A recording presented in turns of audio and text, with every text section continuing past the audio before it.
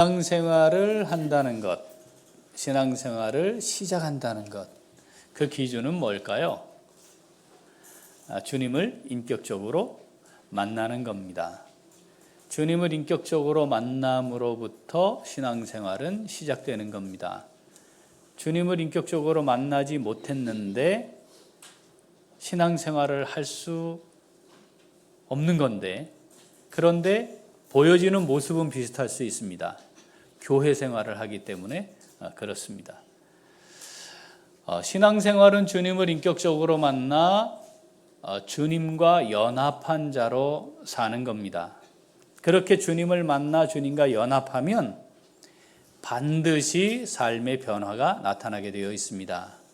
이것을 성경은 새 생명 이렇게 표현했습니다. 새로운 존재가 된다는 거죠.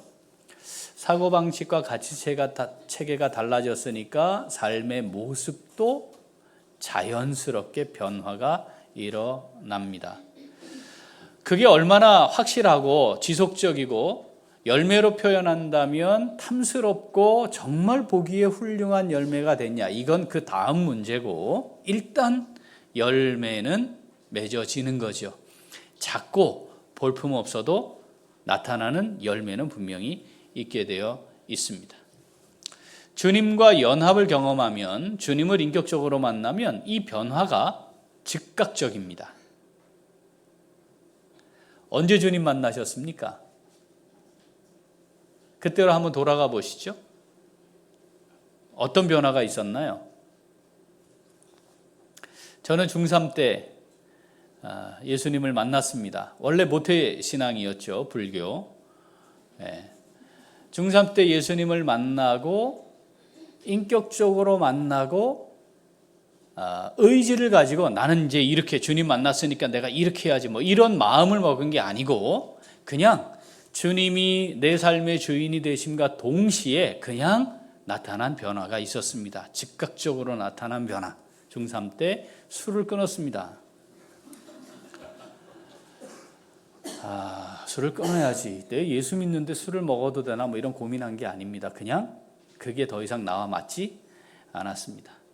예배가 제 삶의 중심이 됐습니다. 주일 새벽 기도회, 9시 유초등부 교사, 11시 청소년부 중고등부 예배, 오후 2시 유초등부 교사, 5시 성가대 연습, 저녁 예배 성가대, 수요일 예배 금요 완전 철야, 토요일 중고등부 예배. 이거를 한 번도 빠진 적이 없습니다. 그냥 내가 예배 참석해야지, 뭐 이런 게 아니고 당연히 그건 가는 거였습니다. 제가 욕을 연구했던 욕 노트가 있었던 사람인데 이게 사라졌습니다. 제 입에 가요도 없어졌습니다. 제가 음치였다고 말씀드렸죠. 음치니까 악보를 보고는 못 불렀어요. 그러니까 어떻게 하냐면 막 들어가지고 외워서 부르는 거예요. 외워서 부르는 거니까 다른 곡을 시키거나 즉흥적으로 시키면 못하지만 외운 곡은 꽤 불렀습니다. 한 달 여름방학 동안 주님 만났고 개학을 해서 학교를 갔는데 이제 오락회를 했습니다. 요즘은 뭐 그런 게 있는지 모르겠는데, 그래서 뭐 반장부장 나와서 노래해야 되니까 제가 또 나갔습니다. 그냥 노래를 불렀습니다. 사랑의 송가. 우리 반 아이들이 저를 다 미친놈이라고 그랬습니다. 아침에 학교에 도착하면 자습 시간에 성경을 펴놓고 읽었습니다. 제 옆에 짝이, 같은 모태신앙이었거든요, 불교. 근데 이 친구가 야 새끼야, 너 뭐하냐? 그래요. 보험 모르냐? 성경 읽잖아. 너 왜 그래? 뭔데? 나 교회 다녀. 그리고 앞으로 목사님 될 거야. 와, 이 새끼 이거 또 환자 한 명 나왔네. 그랬어요. 그 말 끝에 얘가 야 새끼야, 네가 목사가 되면 내 교인 해줄게. 그랬습니다. 2주 후에 장로 장립됩니다. 그 짝이. 제가 등산반 대장이었습니다. 주일마다 반에서 2명씩 선발된 인원들이 모여서 서울 근교에 있는 산을 선생님 여러분과 함께 등산을 가는 겁니다. 거기에 그날 마실 술을 준비하는 게 저의 임무였습니다. 평소에 학교 선생님들은 마실 수 없는 양주를 제가 준비해 갔습니다. 그 당시에 한 병에 몇만 원 하는 40년, 42년 전에. 그런데 갑자기 한 달 전 정상이던 애가 한 달 지나가지고 비정상이 돼서 돌아온 거죠. 학교에 등교하자마자 제일 먼저 학생 주임을 했던 그 대장 선생님께 가서 제가 이제부터 등산반을 할 수 없게 됐습니다. 죄송합니다, 선생님. 많이 맞았습니다. 그걸 안 하는 걸 왜 맞아야 되는지 적당한 이유는 없어요. 그냥 때리면 맞는 거였으니까 그때는 많이 맞았습니다. 그런데 그 등산반 주일날 갈 수가 없었습니다. 예수님을 제가 인격적으로 만나고 난 후에 내 삶의 주인이 되시는 순간, 내가 그 주님과 연합한 순간 이 변화가 제게 있었습니다. 그리고 이 변화는 지금까지 지속되어 있고 계속해서 반복되는 변화로 이어져 가고 있습니다. 한 번의 변화가 일어났다고 해서 완성되는 게 아니니까 끊임없는 갈등, 내적 고민, 그리고 그것 때문에 아파하는 과정이 반복되고 있지만 여전히 주님께 잡힌 바 된 사람으로서 변화를 이어가고 있습니다.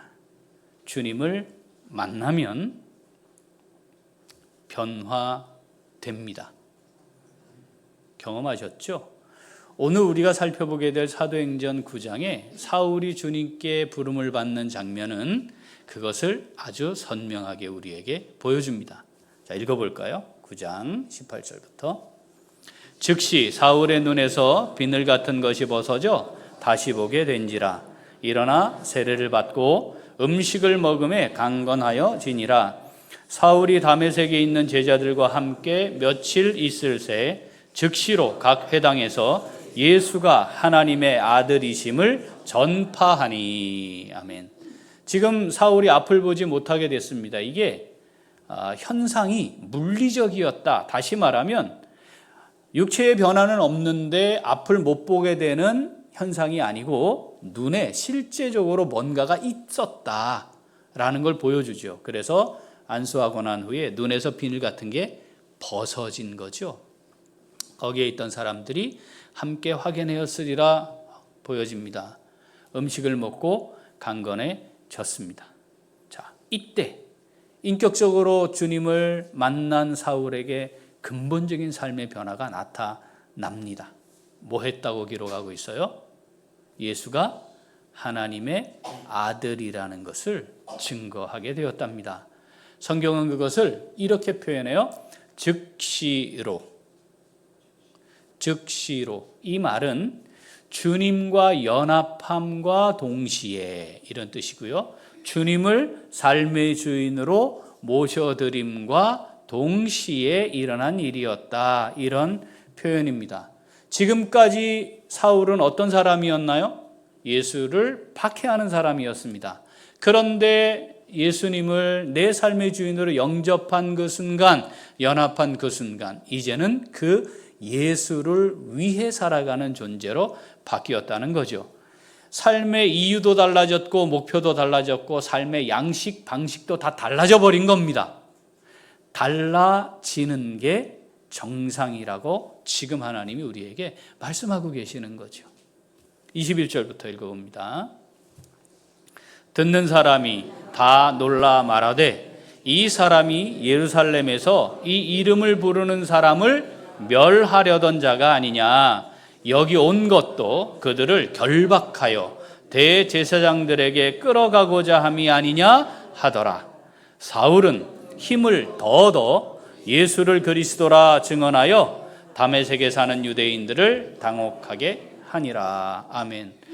적어도 이 사울을 아는 모든 사람들은 사울이 누군지 알고 있었습니다. 뭐 하는 사람이었다고요? 왜 거기 다메섹에 왔다고요? 예수의 잔당들, 예수를 따르려고 하는 놈들 잡아다가 끌고 가서 죽이고 고문하고 옥에 가두고 그들을 멸하려는 마음으로 여기온 사람이었습니다. 그런데 예수가 하나님의 아들이라고 말을 하는 겁니다. 듣는 사람들이 다 놀랐습니다. 여기 놀란 이후에 그들의 표현을 보면 놀랐기 때문에 어라? 어떻게 된 거야? 이런 표현이 아니고 아니 어떻게 이럴 수가 있지? 아니 저게 그런 놈이었잖아. 그런 사람이었잖아. 어떻게 이럴 수가 있지? 잘 알지 못하는 사람들은 아니 이렇게 변했대 라고 말하지만 유대인들은 이건 비난받아야 할 일입니다. 비판받아야 할 일이죠. 심지어 뭐요? 조롱하고 있는 겁니다. 사울의 변화 어떻게 해야 될까요? 이때 어떻게 해야 될까요? 어떡하지? 걱정하긴 했는데 이 사람들 좀 심하네. 이런 반응 그렇지 있겠지. 야 이거 어떻게 할까? 그래야 되는데 오늘 말씀을 보니까 사울은 힘을 더 얻어 이렇게 기록합니다. 이게 힘을 얻을 일이에요? 의기소침해지고 걱정스러운 일이지. 야 이거 유대인들이 이 정도로 반응하면 와, 이 사람들이 이 정도로 반응하면 앞으로 이거 어렵겠는데 뭐 이럴 만한 상황 아닌가요? 그런데 성경은 이렇게 기록해요. 사울은 힘을 더 얻어 예수를 그리스도라 증언했다. 이제는 무엇이 힘이 되는 건지, 힘을 얻는 것은 어떤 것인지, 힘을 얻어 무엇을 한다는 게 무엇인지도 바뀐 겁니다. 바뀐 겁니다. 지금까지 해왔던 삶과 전혀 다른 삶을 살고 있고, 아니 반대가 되어 있고 극과 극인 삶을 살고 있고 비난받고 조롱당해야 할 위치에 놓여 있는 그런 상황이지만 오히려 그것이 더 힘을 내게 하는 상황이 되어 있다 이렇게 말씀하는 거죠. 이건 놀라운 변화입니다. 사랑하는 우리 귀한 식구들, 주님 만나셨나요? 언제 만나셨습니까? 주님이 내 삶의 주인으로 모셔드려졌나요? 그 주님은 지금 어떻습니까? 그렇다면 주님은 내 삶의 주인이시면 나는 청지기로 살아가고 있는 것인데 청지기로서의 삶은 괜찮습니까? 그 변화된 삶은 여전히 유지되고 있나요? 계속 변화가 일어나고 있나요? 우리 이 말씀을 통해 하나님이 우리에게 그렇게 말씀하시는 하나님의 음성 들을 수 있어야 합니다. 얘들아, 너의 인생의 주인 예수님이 맞지? 내가 맞는 거지? 이렇게 물으시는 거예요. 너 그때 변화됐다며 여전히 변화된 삶을 살고 있는 거 맞지? 계속 변하고 있는 거 맞지? 이렇게 말씀하시는 거죠.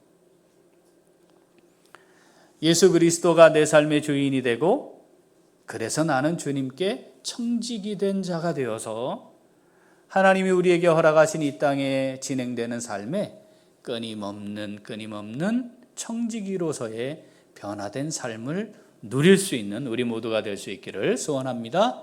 자, 오늘 이 말씀 우리에게 주신 말씀인 줄 믿습니다. 자, 그렇다면 이 말씀을 받은 성도들, 자, 우리 어떻게 해야 될까요? 같이 읽습니다.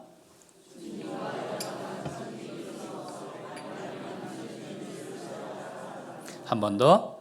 주님과 연합한 청지기로서 나를 향한 주님의 뜻을 따라 살아갑니다. 혹시 귀신 들려보신 적이 있으십니까? 저한테 말씀 안 하셨을 경우도 있잖아요. 제가 알고 있기는 현재 여기 우리 식구들 중에는 없는데, 그러면 귀신 들린 사람을 보신 적은 있으십니까? 없으신가요? 귀신이 있기는 합니까? 네, 있죠. 뭐 내가 부정한다고 없어지는 거 아니에요. 있어요. 우리가 보는 영화나 드라마에 나오는 귀신, 악령 뭐 이거 다 이게 좀 이렇게 가공을 좀 했는데 실제로 존재하는 일은 맞습니다. 제가 처음 출석하게 된 그 교회에 목사님은 귀신을 쫓아내는 일을 하셨습니다. 40대 후반의 여성이었는데 머리는 항상 산발이 되어 있습니다. 옷은 갈아입은 적이 없습니다. 그리고 씻지를 않습니다. 얼굴은 항상 일그러뜨려져 있고 손으로 얼굴을 항상 이렇게 합니다. 사람을 정면으로 보지 못했습니다. 그리고 집과 교회를 왔다 갔다 하는데 교회에 오면 목사님이 안수하면서 귀신을 쫓아내는 걸 하셨습니다. 그 당시에 제가 사찰 학생이었기 때문에 교회 사무실에 있으며 자주 보았습니다. 겁이 나니까 옆으로 가지 못하고 빼꼼히 이렇게 쳐다보았습니다. 그걸 목사님이 계속하는 겁니다. 그 여성분이 때로는 괴성도 지르고 소리도 지르고 욕도 합니다. 교회에서 사람을 만나면 정상적으로 쳐다보지 못하고 알아들을 수 없는 이상한 소리를 하고 욕도 했습니다. 이건 도대체 뭐지? 성경을 제대로 알지 못하는 어린 학생으로서 이건 굉장히 이상한 모습이었습니다.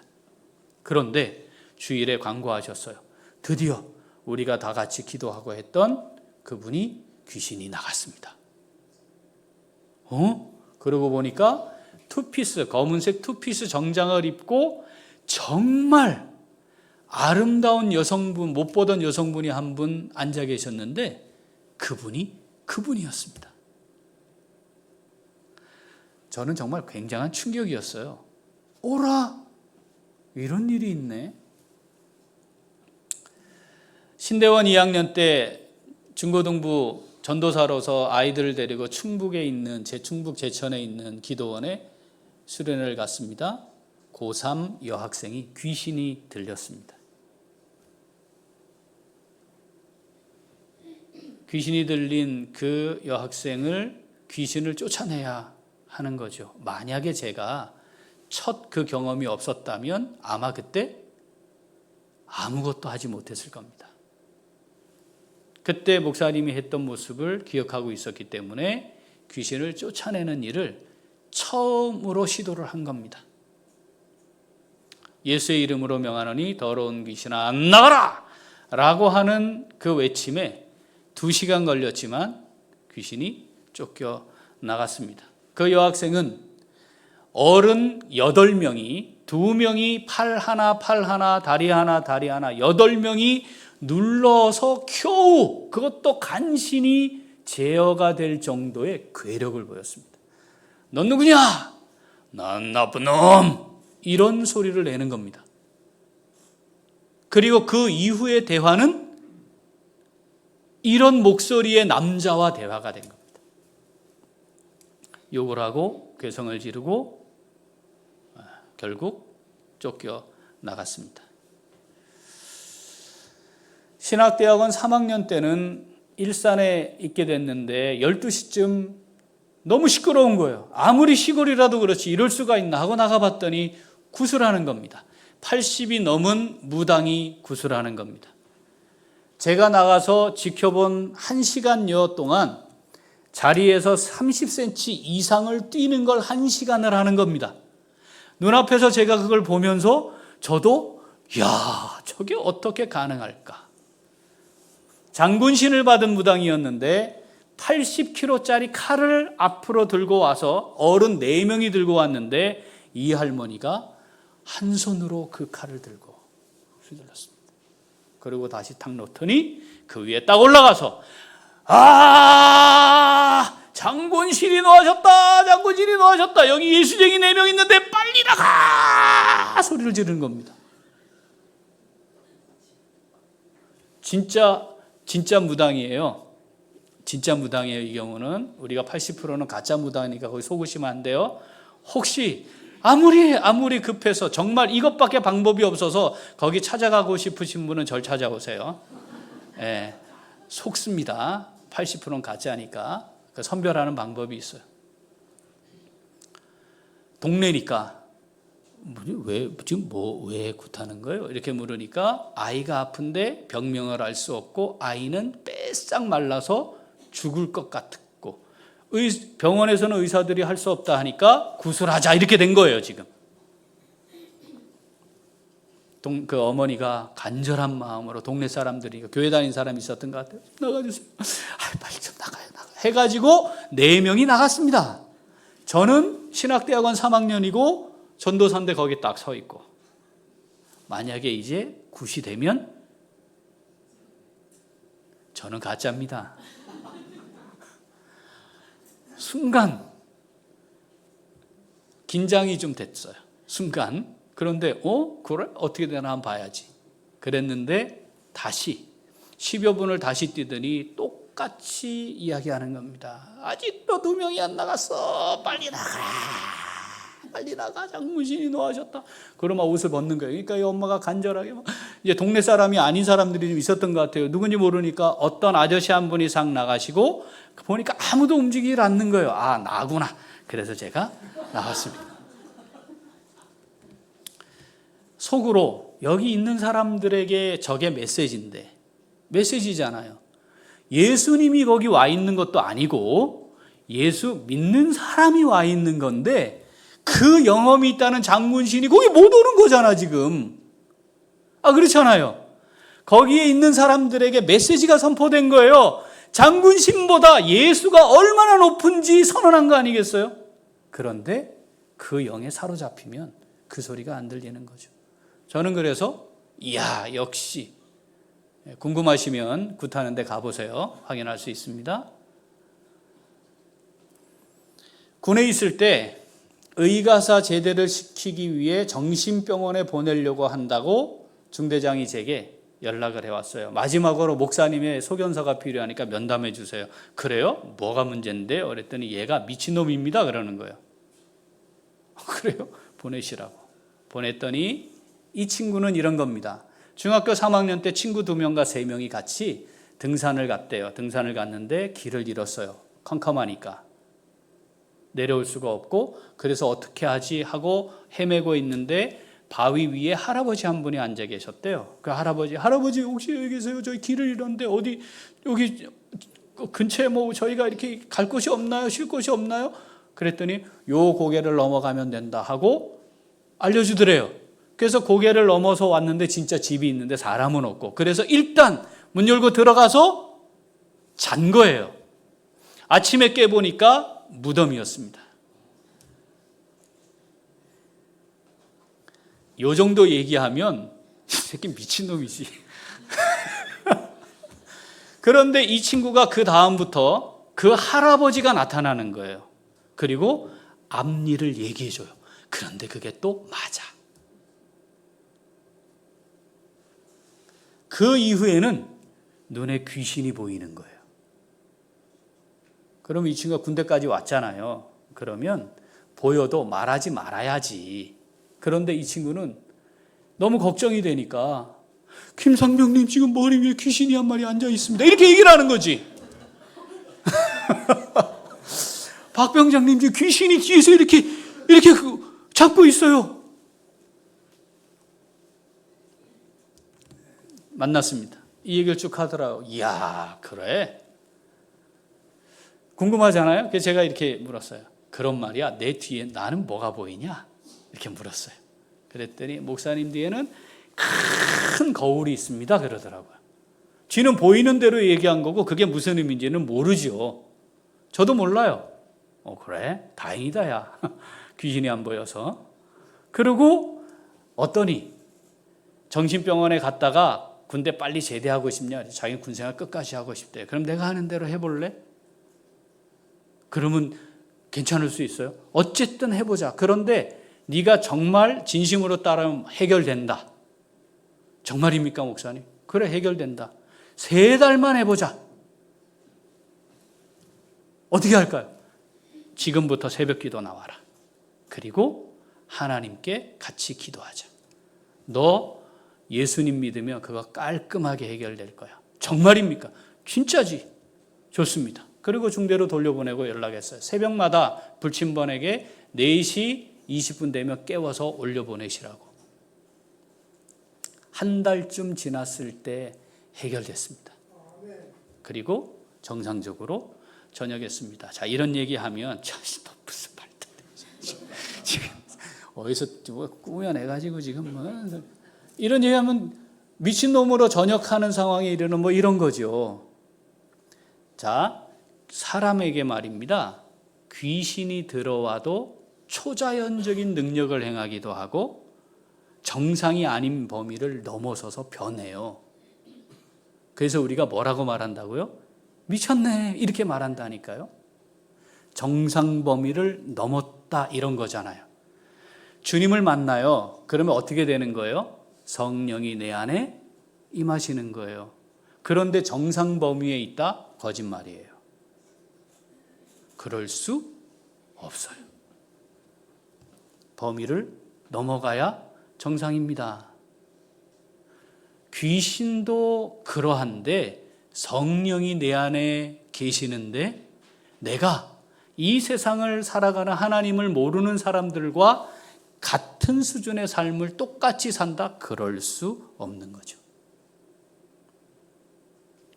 예수님을 만났는데 변화가 일어나지 않으면 절대 일어날 수 없는 기적이에요. 네? 이 말씀을 이해하셨나요? 예수님을 만났는데 변화가 안 일어난다. 그건 기적 중에서도 기적이에요. 그럴 수가 없어요. 절대 일어날 수 없는 일이에요. 예수님을 만나면 변하게 되어 있어요. 뭐부터 변해요? 모든 동서고금을 막론하고 남녀노소를 막론하고 예수님을 만난 사람에게 나타나는 첫 번째 고백은 변화는 이런 거죠. 내 삶의, 내 인생의 주인이십니다. 여러분 이거 미친 거예요. 세상의 기준으로 보면 미친 거예요. 내 인생이 내게 아니라고 말하는데 그게 정상입니까? 그런데 예수님을 만나 예수님을 영접한 사람에게 나타나는 첫 번째 변화잖아요. 예수를 주로 시인하는 거 아닙니까? 이 변화를 경험한 사람이 신앙생활을 하는 사람입니다. 그 주님입니다라고 하는 말 속에는 내가 청지기예요, 종이에요, 노예예요 이런 표현이 다 담겨 있는 거잖아요. 그리고 어떻게 고백하게 돼 있어요? 그 고백 다음엔 이제 주님 위에 살겠습니다 하는 거죠. 혹시 이 변화는 경험은 했는데 지금 희미해져 있다면 뭔가 문제가 있는 거예요. 좌표 다시 수정해야 돼요. 다시 찍어봐야 되는 거죠. 갈라디아서 2장 20절 읽어봅니다. 내가 그리스도와 함께 십자가에 못 박혔나니 그런즉 이제는 내가 사는 것이 아니요 오직 내 안에 그리스도께서 사시는 것이라. 이제 내가 육체 가운데 사는 것은 나를 사랑하사 나를 위하여 자기 자신을 버리신 하나님의 아들을 믿는 믿음 안에서 사는 것이라. 아멘. 육체로 살고 있습니다. 동일하게 육체로는 살고 있습니다. 그런데 이제 내가 사는 게 아니다. 내가 사는 게 아니다. 똑같이 육체를 입고 살아가는 삶의 자리는 바뀌지 않았지만 이제는 내가 사는 게 아니다. 주님이 내 안에 사시는 겁니다. 여러분, 이 고백으로 시작하는 것이 신앙생활입니다. 이 고백이 없어도 교회 잘 다닐 수 있어요.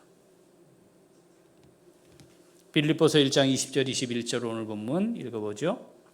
나의 간절한 기대와 소망을 따라 아무 일에든지 부끄러워하지 아니하고 지금도 전과 같이 온전히 담대하여 살든지 죽든지 내 몸에서 그리스도가 존귀하게 되게 하려 하나니 이는 내게 사는 것이 그리스도니 죽는 것도 유익함이라. 아멘.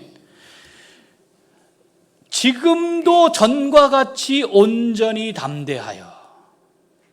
지금 이제 사울이라는 그 청년이 주님 만났고 예수를 하나님의 아들이라 증거했고 비난과 비판과 조롱이 있었지만 힘을 더하도 예수를 그리스도라 증언하는 삶을 시작한 바울이 지금 3차 전도 여행을 마치고 마지막 로마로 가는 길에 지금 감옥에 있는 거잖아요.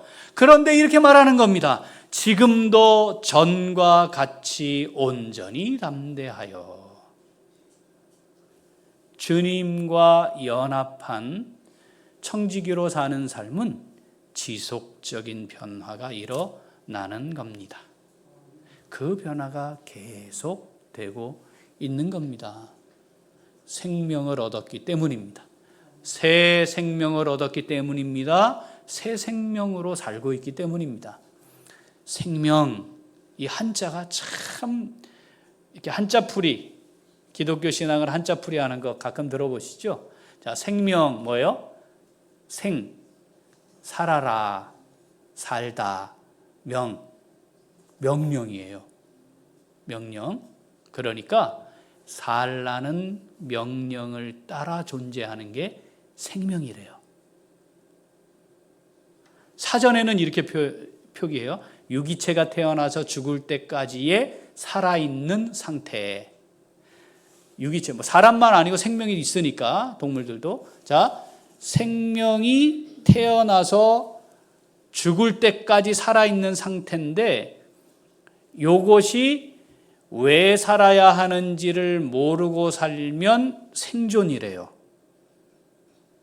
왜 살아야 하는지를 알고 살면 생명이래요. 생명으로 사는 거래요. 주님을 위해 살아라. 이게 내가 이 땅에 살아 있어야 하는 이유고 지금 생명으로 살아 있는 것이다. 주님을 위해 사는 거구나. 너 나를 위해 살아라. 그 명령을 따라 사는 것이 생명을 가진 사람이고, 이 땅을 사는 동안에 이 세상에 속한 것을 위해 살아가는 사람은 생존하다가 끝나는 거래요. 사랑하는 우리 귀한 식구들, 우리는 새 생명을 얻은 자들입니다. 그러니까 생명을 가지고 사명을 따라 살아가야 합니다. 그런데 말이죠, 제가 경험한 많은 교인들, 왜냐하면 구원받지 못한 신앙생활이 아닌 교회생활을 하는 사람들도 꽤 있으니까 그 교인들 중에 이 새 생명으로 살지 않는 사람들이 꽤 있었습니다. 직분을 받은 사람들 중에도 꽤 있었습니다. 심지어는 사역자들 중에도 그랬습니다. 주님을 위해 사는 게 뭔지가 사라지고 나를 위해 사는 것이죠. 나를 위해 살려고 하는 것이죠. 그러니까 그럴듯하게 포장은 뒤집어 씌울 수 있을지 몰라도 내가 주님을 위해 사는 것, 이것이 분명하지 않으면 청지기로 살아가는 걸 놓치는 겁니다. 어떻게 이 땅에서 사느냐, 무엇을 하며 사느냐 다 중요해요. 그런데 어떻게 무엇을 하느냐를 결정하는 전제는 주님을 위하여입니다. 그것이 주님과 연합한 청지기의 삶이고 신앙생활입니다. 우리는 어떻습니까? 주님을 위하여 오늘을 살고 있나요? 이후에 내게 주어지는 시간도 주님을 위하여 살기를 원하는 시간입니까? 지금 내가 무엇인가 열심히 하고 있는 그 일이, 무엇인가를 준비하고 있는 그 일이 주님을 위한 것입니까? 그거 살펴야 하는 것이죠. 사랑하는 우리 귀한 식구들, 우리에게 베풀어진 구원은 우리의 노력의 결과가 아닙니다. 우리를 택하여 부르시고 나의 죄값을 대신 십자가에 내어주신 주님이 베풀어 주신 은혜로 말미암은 것입니다. 그러니 그 주님을 내 삶의 주인으로 모시고 살아가는 성도로서의 신앙생활의 과정이 지금도 전과 같이 온전히 담대하여 내가 사나 죽으나 그리스도의 것으로 그리스도가 존귀히 여김을 받게 하기 위해 사는 겁니다. 내 몸에서, 내 삶에서 그리스도가 존귀하게 되려 합니다. 자, 이 고백이 우리의 삶의 남은 여정 가운데 가장 중요한 고백이 돼요. 주님께서 나를 통해 이루어가기를 원하시는 귀한 일들 믿음으로 멋지게 잘 감당하다가 주님 앞에 설 수 있는 우리 모두가 될 수 있기를 소원합니다. 아멘. 기도하겠습니다. 하나님 아버지 감사합니다.